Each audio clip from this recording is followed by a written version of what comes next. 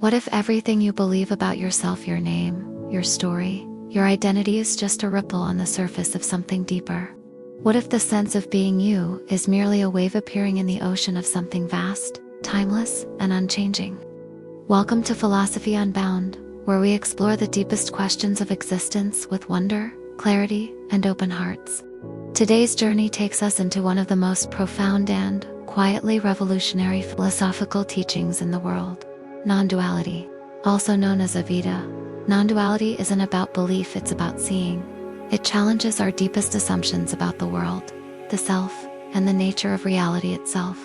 Non-duality means not two at its heart. It points to oneness as seamless, undivided reality. In daily life, we perceive a world full of opposites: self and other, mind and body, subject and object. This is duality, the structure of experience we've inherited and accepted as normal. But non-duality asks, what if these divisions are illusions?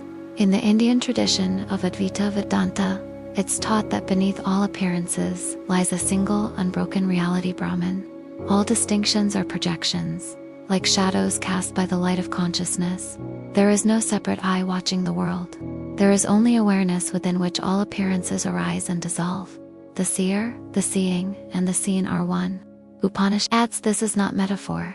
It's a pointer to direct realization. The idea of non-duality comes most clearly into focus in Advaita Vedanta, a school of Indian philosophy rooted in the Upanishads texts, written over 2,500 years ago. But it was the 8th century teacher Adi Shankaracharya who shaped these teachings into a precise, elegant philosophy. Shankara taught that the ultimate reality is Brahman, formless, changeless, infinite consciousness. What we usually identify as the self, our body, name, memories, is jiva, the individual ego self. But according to Advaita, the jiva is not ultimately real. Our true nature is Atman, and Atman is not different from Brahman. You are not a drop in the ocean. You are the ocean in a drop. This insight dissolves the apparent boundary between self and world.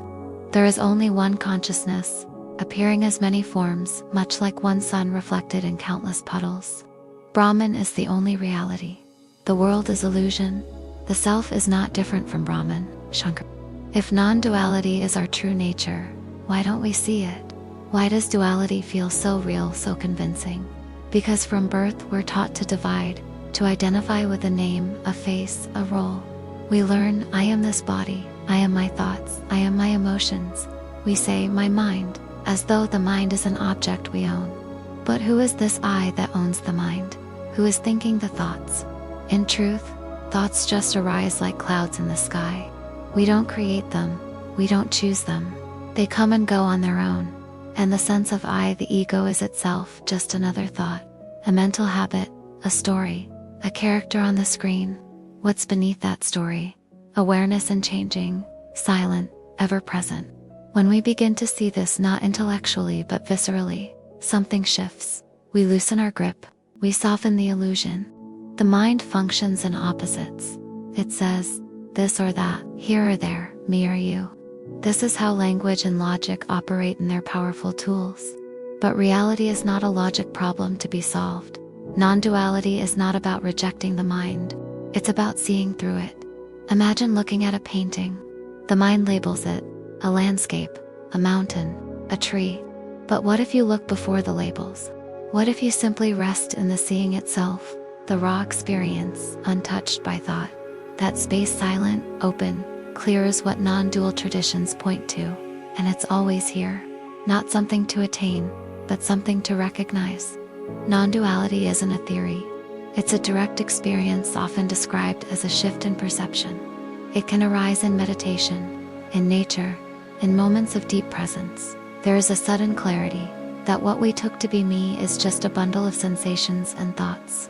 And that awareness, the space in which these arise, is not personal. It has no boundary. In that moment, there is no center, just presence, just being. Everything is still happening. Breath, sound, sensation. But there's no someone doing it. Just life, flowing through life. These glimpses come not through effort, but through stillness. Here lies a paradox.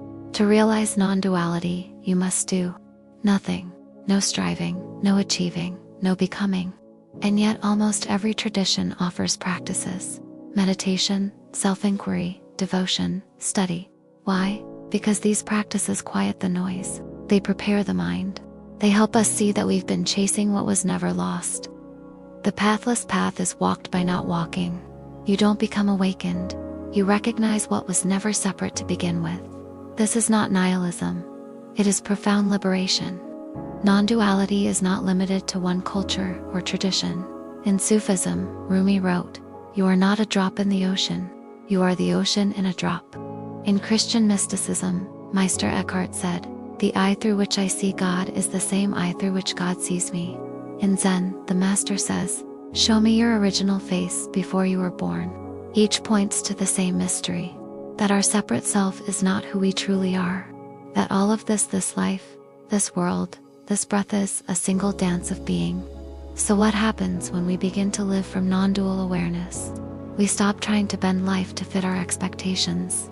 We stop running from pain or clinging to pleasure. We meet each moment without armor because there's no longer anyone to defend.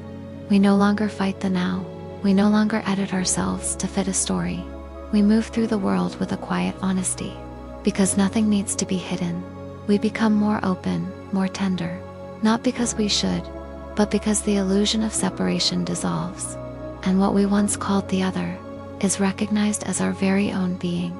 Compassion arises, not as a virtue, but as the natural response to seeing clearly.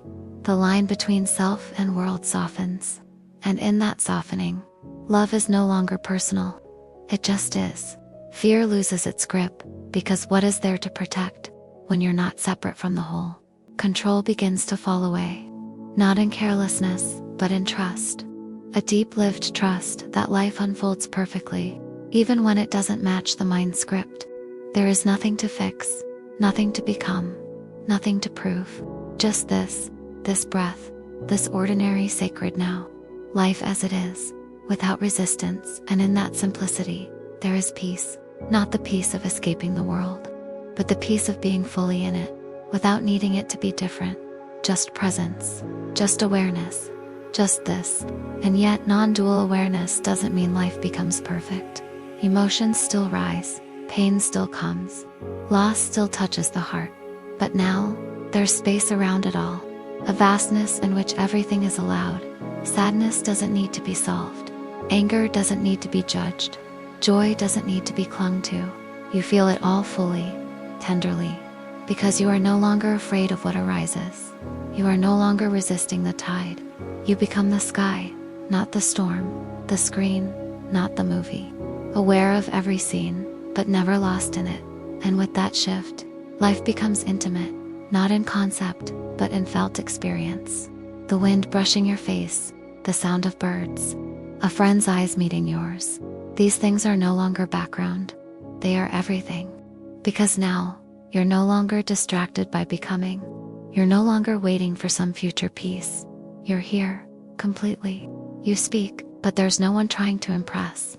You listen, but there's no one trying to defend. You act, but it flows not from effort or fear, but from stillness, from clarity. There is a simplicity to it, not a life of escape, but a life of presence. No longer identified with the character, but not rejecting the role either. You still play, laugh, cry, build, lose, love, but with lightness, with grace, with freedom.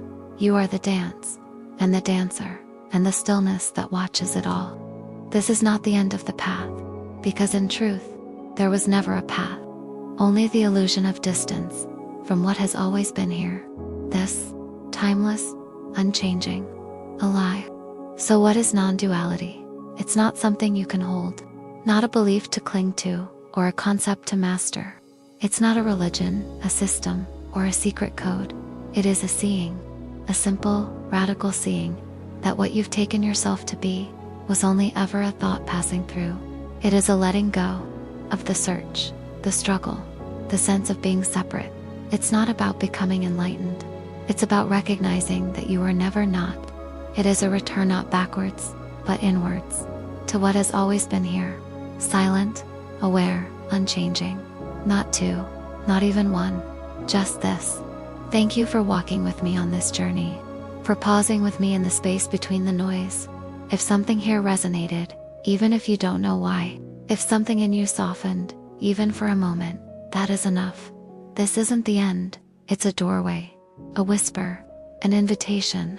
Subscribe to our channel for more explorations into consciousness, truth, and the vast mystery of being. See you on our next video, and until next time, stay open, stay curious, and maybe, just maybe, let go.